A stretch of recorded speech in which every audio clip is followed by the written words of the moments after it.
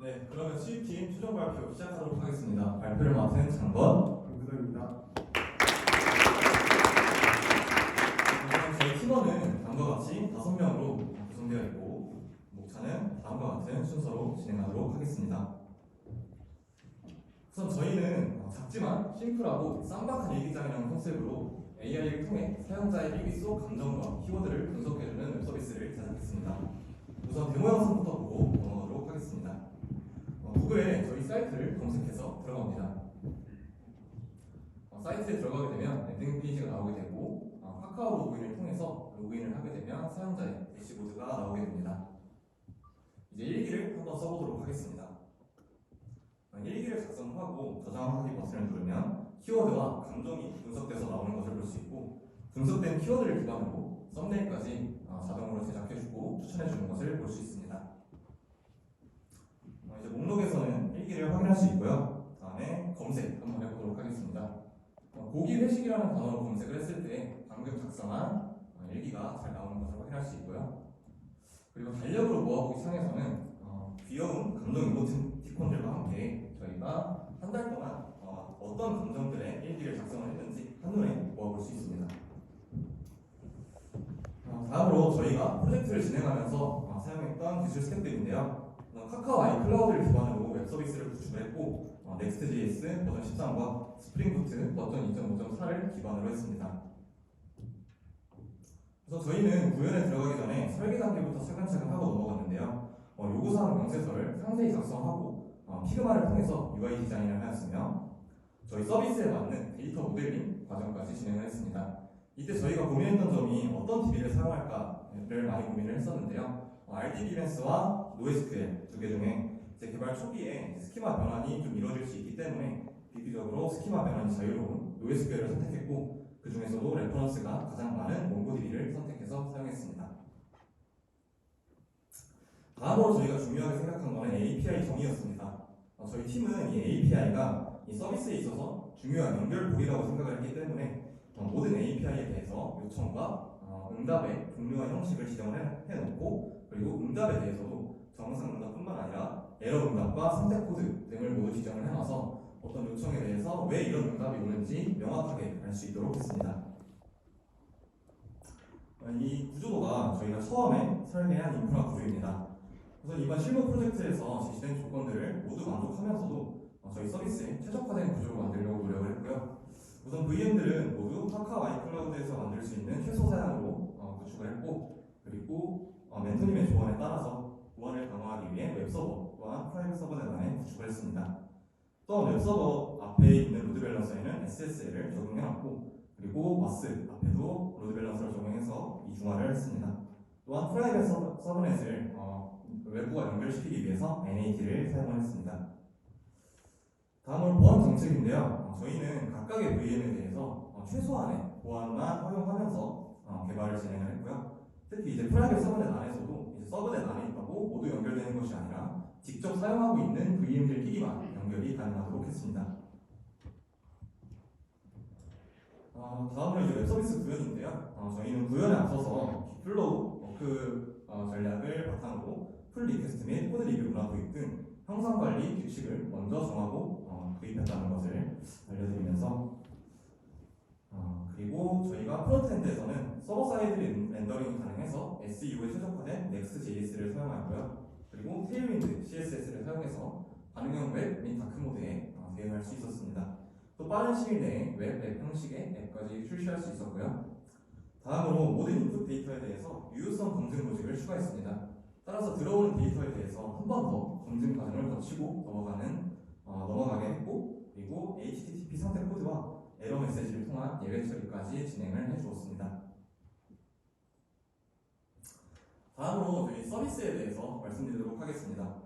우선 주요 기능 중 하나인 일기 키워드 분석은 ETRI의 대체명 분석 API를 사용했고 일기 감정 분석은 카카오 아이클라우드의 감정 분석 API를 사용했습니다.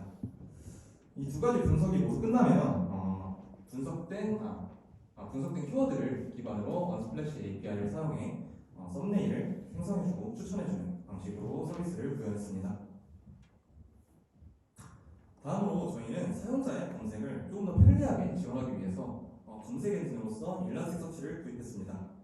우선 몬스태시를 사용해서 몽고DB와 일라스틱서치의 실시간 싱크로나이제이션을 맞춰주었고 서비스에서 검색 요청이 들어왔을 때 일라스틱서치에서 결과가 반영되도록 했습니다. 또한 형태소 분석기를 일라스틱서치에 적용을 시켜서 정확한 단어로 검색을 하지 않아도 유사한 내용이 포함된 일기도 검색이 가능하도록 구현을 했습니다. 다음으로 테스트 과정인데요. 이전 프로젝트에서는 테스팅 과정에 대해서 그렇게 깊게 생각하고 하지 못했던 것 같습니다. 하지만 이번에는 좀 제대로 해보려고 했는데요. 저희가 중점을 두었던 것은 테스트 시나리오를 통한 비즈니스 로직 검증과 사용자 요청에 대해서 알맞은 응답을 하는지 확인하는 데 중점을 두고 테스트를 진행했습니다. 우선 JUnit을 사용해서 단위 테스트를 하였고요. 그리고 저희 서비스의 88%가량 커버를 할 수 있는 테스트 코드를 작성했습니다. 다음으로 소방큐브를 사용해서 정적 코드 분석을 진행했는데요. 이를 통해서 버그나 코드 스멜, 보안 취약점 등을 찾아서 잠재적 위험 사항까지 체크하고 넘어갔습니다. 다음으로 프론트엔드에서는 제스트를 사용해서 단위 테스트를 진행을 했고, 마지막으로 사이프레스를 사용해서 실제 사용자의 관점에서 직접 API를 호출해가며 처음부터 끝까지 어플리케이션의 흐름을 확인하는 E2E 테스트를 진행을 했습니다. 방금까지 말씀드렸던 테스트 과정은 CI 과정에서도 자동적으로 이루어지게 했습니다. 다음으로 CI/CD 파이프라인인데요. 이전 프로젝트에서는 저희가 젠킨스를 사용했었습니다. 그런데 젠킨스를 사용하기 위해서는 VM 하나가 별도로 필요합니다. 따라서 저희는 별도의 서버가 필요하지 않은 GitHub 액션의 도입을 고민해보게 되었는데요. 실제로 저희가 두 가지 방법 모두 사용을 해서 파이프라인을 구축을 해보았습니다. 그런데 성능상 별로 차이가 나지 않았기 때문에 별도의 서버가 필요하지 않은 GitHub 액션을 도입했습니다. 우선 CI 과정에서는 방금 말씀드렸다시피 테스트 과정들이 모두 이루어지고 이 테스트가 모두 정상적으로 통과되어야만 CD 프로세스로 넘어갑니다. CD 프로세스에서는 통과가 되면 이제 각각의 서버에 무중단으로 배포되도록 구축을 했습니다. 다음으로 로깅 시스템입니다. 우선 저희는 저희 서비스에서 발생하는 모든 로그들을 NFS에 저장을 해놓았고, 그리고 파일 비트를 통해 로그 스태시로 전달한 다음 필요한 로그들만을 정제해서 태깅한 후 다시 일라스틱서치로 보내주었습니다. 따라서 키바나에서 필요한 로그들만을 가지고 다양한 분석을 할 수 있도록 구축을 했습니다. 다음으로 모니터링과 노티피케이션인데요. 우선 저희는 카카오 아이클라우드의 모니터링 에이전트를 활용해서 각각의 VM이 얼마나 리소스를 사용하고 있는지를 확인을 했고, 만약에 문제가 생긴다면 팀원들에게 알림이 가게 하는 매트릭 정책을 설정을 해서 에러가 나는 순간 빠르게 대응할 수 있도록 그렇게 구현을 해놨습니다. 최종적으로 구축한 구조도인데요. 일단 초기에는 저희가 DB의 안정성을 위해서 몽고DB와 일라스틱서치를 클러스터 형태로 구축을 했습니다. 그런데 이때 클러스터의 구성원들이 모두 다른 서버에 위치해 있는 상태였고요. 그런데 이게 저희는 너무 리소스의 낭비가 심하다고 생각이 되어서 좀 인프라 구조를 개선해 보았습니다. 따라서 몽고DB 프라이머리와 일라스틱 프라이머리를 한 VM에 그리고 세컨더리 두 개를 각각 두 개의 VM에 분산 구축을 해서 최종적으로 3개의 VM에 분산 구축했습니다. 따라서 저희의 최종 구조도는 다음과 같이 구축을 했습니다. 다음 발표 이어해주세요. 다음은 최종화입니다. 저희는 이전까지 프로젝트에서는 서비스 구현에만 초점을 두면서 진행했었는데요. 이번 프로젝트에서는 저희 서비스를 한번 되돌아보고 최소한의 자원으로 최대한 효율을 끌어내기 위해서 최적화를 진행하였습니다. 그래서 먼저 성능을 끌어올리기 위해서는 전체적인 응답 시간을 줄였어야 했는데요. 저희는 네트워크의 대역폭이나 인프라를 조정해서 성능을 높이는 것에는 제한이 있어서 어플리케이션 단에서 프로세싱 타임을 줄이는 방법으로 진행하였습니다. 먼저 프론트엔드입니다. 구글에서 제공하는 웹페이지 품질 측정 도구인 라이트하우스를 사용해서 먼저 저희 페이지에 대해서 성능을 검사해본 결과 그렇게 좋지가 못했습니다. 그래서 저희는 이 측정 결과를 바탕으로 데이터 로딩, 이미지 로딩, 검색 엔진 최적화 등에 대해서 최적화를 진행하고자 하였습니다. 먼저 데이터 로딩 최적화인데요. 저희 서비스, 웹페이지 서비스의 초기 구현 상태에서는 페이지가 렌더링 될 때 다른 페이지에서 이미 호출한 API를 중복해서 호출하는 그런 문제가 있어서 데이터 로딩이 느린 문제점이 있었습니다. 그래서 저희는 데이터 패칭과 캐싱을 제공하는 리스 쿼리 라이브러리를 사용했고 API에 캐싱을 적용해서 중복되는 API 호출을 방지할 수 있었습니다. 또한 이미지 로딩 속도도 최적화했는데요. 저희 썸네일에서 사용되는 이미지들은 기존에는 별도의 처리 없이 그대로 가져와서 사용하고 있었는데 썸네일에 맞지 않은 사이즈를 가져오다 보니까 불필요하게 로딩 시간이 길어진 문제점이 있었고, 그래서 저희는 모든 이미지들에 대해서 서비스에 맞게 리사이징을 한 후에 적용을 해본 결과 약 2배가량 이미지 로딩 속도가 평균적으로 높아진 것을 확인할 수 있었습니다. 그래서 결과적으로 앞서 말한 방법들뿐만 아니라 검색 엔진 최적화까지 진행해서 보시는 것처럼 좋은 점수를 얻을 수 있게 되었습니다. 다음은 백엔드 최적화입니다. 먼저 최적화에 앞서서 저희 서비스를 먼저 분석했는데요. 저희 서비스 사용자는 일기를 한 날짜에 하나의 일기밖에 작성하지 못하고, 조회 같은 경우는 여러 가지 방식으로, 여러 가지 조건으로 여러 번 조회를 할 수 있기 때문에 일기 작성보다는 일기 조회가 더 많이 일어날 것이라고 분석을 하였고, 그래서 일기 조회에 대해서 최적화를 진행하였습니다. 먼저 일기 조회 쿼리에 대한 최적화를 진행하고자 하였고, 앞에 보이시는 것은 일기 조회 쿼리의 실행 계획인데, 왼쪽 편에 보시면은 저희 일기 더미 데이터가 지금 약 10만 개 들어가 있는데 10만 개를 전체 스캔해서 해당 사용자 일기를 가져온 후에 날짜에 대해서 다시 정렬해서 그 다음에 응답을 하는 형태였습니다. 하지만 그래서 저희는 이제 이 불필요한 데이터 스캔을 줄이고자 사용자 아이디와 작성 날짜에 대해서 보컬 인덱스를 적용하였고, 그 결과 불필요한 데이터 스캔도 줄이고 소팅도 하지 않게 되어서 더 빠른 조회 쿼리의 실행 시간을 줄일 수 있었습니다. 또한 쿼리 튜닝뿐만 아니라 캐시를 적용해서 DB의 부가를 감소하고자 하였고, 사용자의 요청에 대한 빠른 응답을 주고자 하였습니다. 캐시에는 로컬 캐시와 원격 캐시를 고민했었는데요. 저희 서버는 이중화가 되어 있기 때문에 로컬 캐시를 사용하게 되면은 캐시가 데이터가 동기화가 되지 않아서 데이터가 중복해서 캐싱되는 문제가 발생할 수 있기 때문에 원격 캐시를 사용하게 되었고요.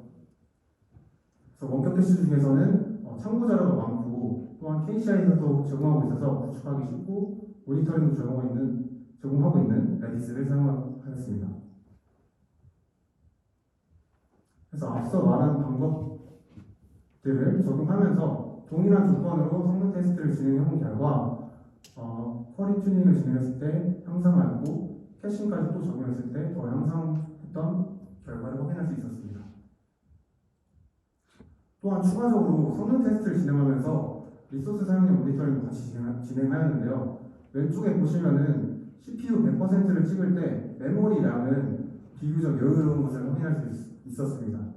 그래서 저희는 이것은 곧 메모리의 낭비라고 생각했고, 동일한 CPU를 제공하면서 메모리가 더 적은 인스턴스 타입을 사용을 고려하였고, 그래서 이때 이걸 사용했을 때 성능이 더 나빠지면 안 되기 때문에 동일한 조건으로 테스트를 진행해본 결과 성능에는 별 차이가 없고 메모리도 더 여유로운 것을 확인할 수 있어서 더 저렴한 인스턴스 타입 사용을 결정하였습니다. 그래서 최종적으로 저희 초기 구현 인프라 운영 비용은 월 86만 원이었는데요. 인스턴스 타입을 변경하게 되면서 월에 약 14만 원가량 비용을 절감할 수 있었습니다. 다음은 저희 팀의 기여도입니다. 저희 팀은 각자 맡은 바 다 열심히 했기 때문에 25점을 너무 아까워서 다 100점을 주었습니다.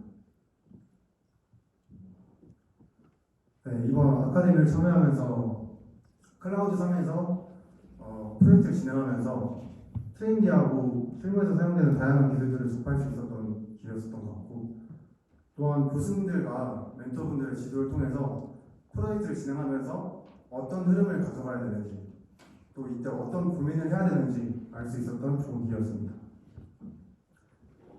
그리고 이번 아카데미에서는 PBL 방식이었기 때문에 왜라는 질문을 서로에게 진짜 많이 했었는데요. 이 왜라는 질문에 대해 정답을 찾아가는 과정에 있어서 많은 스터디도 하고 질문도 드리고 회의도 많이 하면서 이 과정에서 저희도 모르게 성장하지 않았나 그렇게 생각합니다. 이상 발표 마치겠습니다. 감사합니다.